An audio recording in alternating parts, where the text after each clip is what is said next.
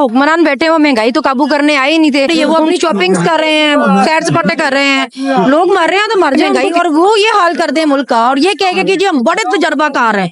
तो ये पड़ा आपका तजर्बा है, आपने सिर्फ ये साबित करने के लिए आप कितने बड़े मर्द हैं, औरतों पे आपने बच्चों पे साथ शेलिंग करके ये साबित। अस्सलाम वालेकुम नाज़रीन, मैं हूँ आपकी होस्ट आमना उस्मान। नाज़रीन, इस वक्त मेरे साथ मौजूद है वायरल सनम जावेद।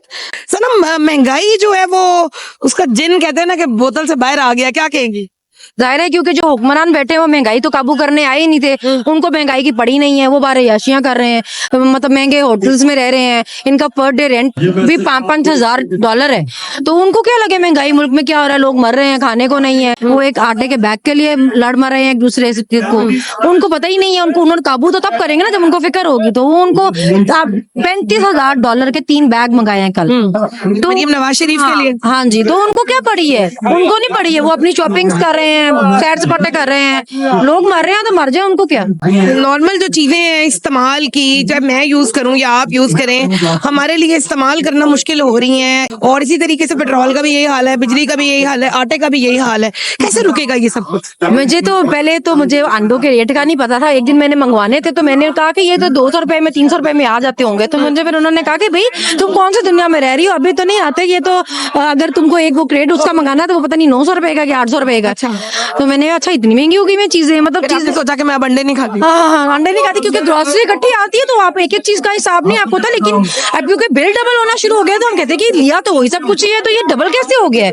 तो चीजें बहुत महंगी हुई है, नो डाउट। और जब एक लोग आए हो 3-3 मार्च करके महंगाई कि हम खत्म करेंगे महंगाई, और वो ये हाल कर दे मुल्क का, और ये कहेगा कि जी हम बड़े तजर्बाकार हैं, तो ये पड़ा आपका तजर्बा, लोग भी रुल रहे हैं। उनका कहना है कि इमरान खान साहब ऐसी इस्लाहात करके गए हैं, जो मुआहदे थे उनको खत्म करके गए, जिसके बाद हमें ये मुश्किल आ रही है। हाँ जी, ये तो इतने काबिल है ना, तो ये सारे वही मुआहदे अगर जो इमरान खान कर रहा था इन्होंने वही करने थे आगे, तो इमरान खान को करने देते। वो इनको क्या कह रहा था, वो कर लेता अपने सर पे वही इल्जाम। आप चाहती हैं कि दोबारा आ जाए और फिर उसको गालियां निकालें? नहीं, ये जैसे IMF के लिए भी कहते हैं कि जी ये ना अग्रीमेंट इमरान खान ने किया हुआ था, कभी कहते हैं जी अभी हमने सिग्नेचर करने हैं। अगर एग्रीमेंट उसने किया हुआ था तो मुआहदे के लिए सिग्नेचर क्यों अभी हो रहे हैं? कभी आप मर रहे होते हैं कि जी दुआ करें जी IMF से मुआहदा हो जाए, आप दूसरे इंटरव्यू में आप कहते हैं कि इमरान खान मुआहदा करके गया हुआ है, वो मुआहदा करके गया हुआ, तो आप क्या मुआहदा कर रहे हैं? आप ना करें वो मुआहदा, आप सही कर ले।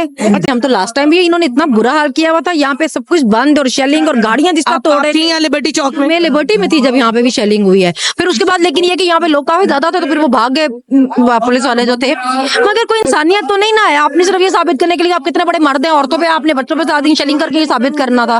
बेशर्मी है, उनको शर्म ही नहीं है उन लोगों में, उनको बंदा आप क्या उनसे उम्मीद रखे। नाज़रीन बहुत अच्छी गुफ्तगू करती है और उनका ये कहना है कि महंगाई का जो दिन है वो सब बोतल से बाहर निकल आया और इस वक्त सिर्फ बाकी अवाम नहीं वो भी बहुत परेशान है। मोस्ट आमना उस्मान को दीजिए इजाजत। अल्लाह हाफ़िज़।